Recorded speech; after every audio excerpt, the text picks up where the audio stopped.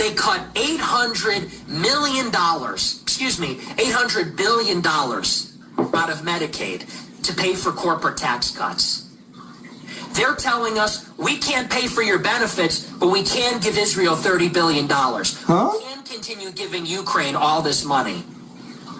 They ran on Drain the Swamp. Now they're covering for Jeffrey Epstein. It is in this context, which cannot be ignored, that Tucker Carlson and people like myself and many others, Dave Smith, Jake Shields, Dan Bilzerian, others, are saying, what the hell happened to America first?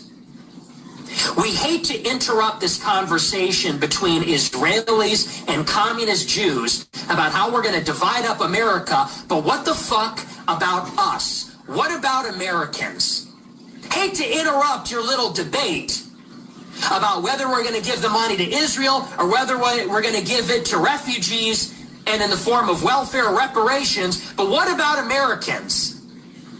And it is in this context that we are being browbeaten now by shills taking $7,000 per post and foreign agents that get married in Israel, that marry Israelis, that identify as pro-Israel activists. And they are browbeating us and telling us, you hate Jews, you're obsessed with Jews, anti-Semitic tropes and canards and stereotypes.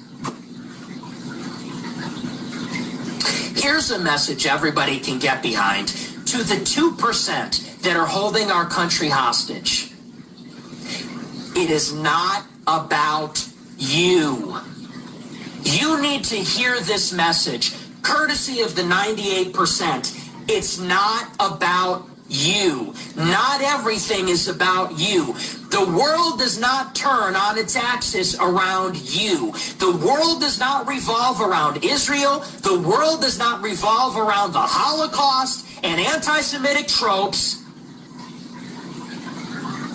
This is the United States of America, and we are done giving all of our money and all of our attention and all of our emotional bandwidth to you and your tragedies and your bitching and whining about Israel and the democracy in the Middle East and all this kind of stuff. Because you know what? America's a pretty tolerant country, and you guys are doing pretty good. Jews are the wealthiest demographic in the United States. Nobody's getting cheated. You look at the top universities, and Jews are 2,000% overrepresented. They're the richest demographic per capita.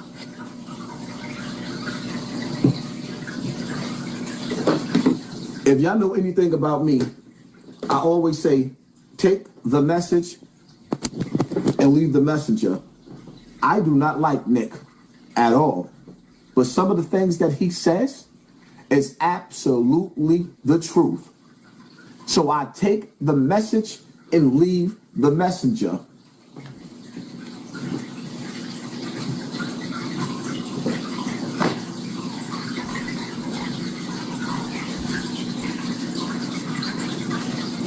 We have some news right now. The Trump administration is emailing grocery stores across the country, telling them and reminding them that they cannot give special treatment like subtle discounts to individuals that rely on SNAP benefits during this difficult time for many Americans. Essentially, some groceries around the country started offering discounts for SNAP and EBT eligible Americans because they simply can't afford full price groceries at a time where SNAP benefits aren't being paid out. And now the Trump administration is emailing grocery stores across the country saying if they want to keep their SNAP EBT eligibility, then they have to comply with the equal treatment rule, which prohibits grocery stores from selling products to individuals eligible for SNAP at a reduced rate. But if you think about this equal treatment rule, it's designed to prohibit grocery stores from reducing the rate of food for SNAP payments, not giving discounts for individuals when SNAP payments are unavailable. And many are now saying that this is just cruelty on behalf of the Trump administration. And now grocery stores across the country are pulling any of these discounts it was giving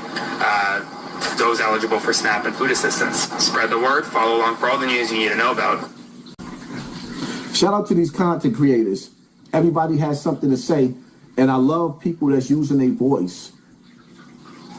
You just can't remain silent to the things that's going to affect you in your everyday life. You cannot remain silent in the things that's going to affect you in your everyday life. That's why forever niggas used to be dissing me.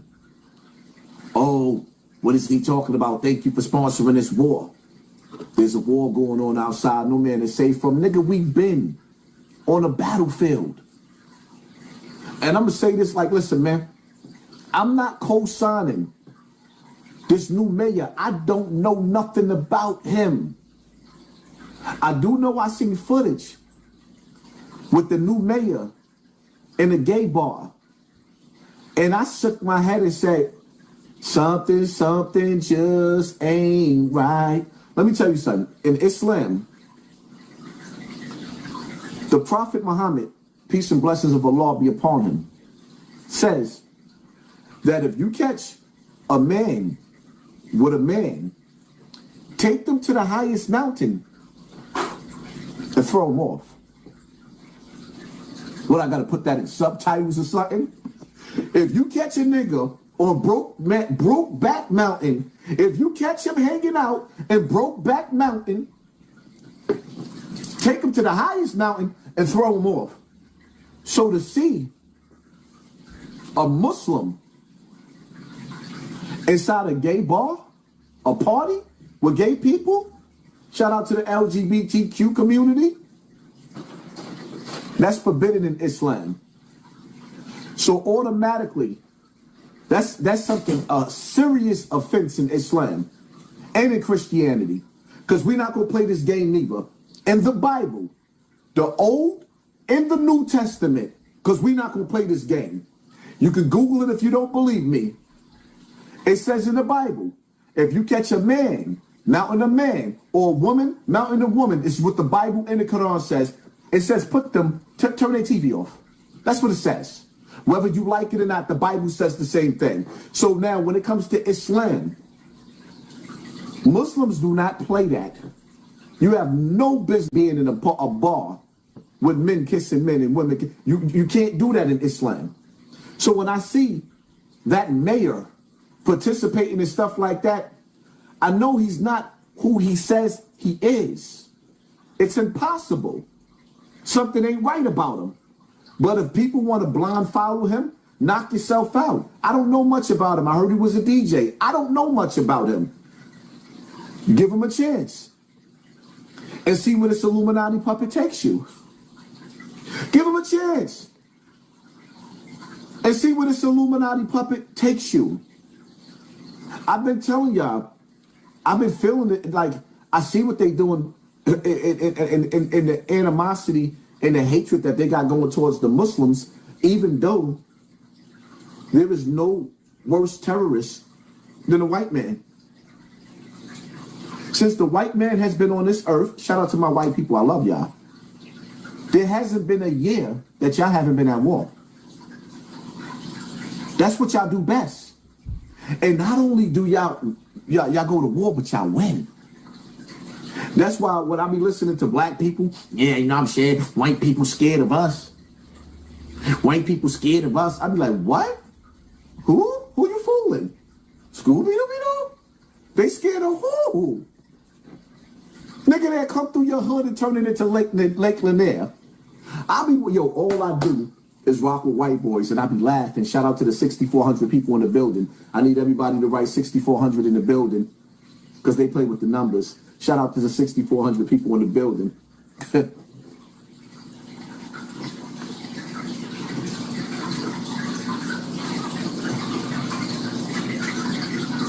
Yeah, white people, they scared of us. You're right. Nigga, you ain't see what they did to your ancestors? You ain't see what they did to your ancestors? Yo, I be looking at some of these white boys and they be laughing because the black dudes be talking crap to them and they be cracking up. Because it's like I said in my video, right? They predicted. And I be listening to, I listen to a lot of the white people, the white content creators. And this do-rag starting to give me a headache. My hair probably all over the place. I don't care.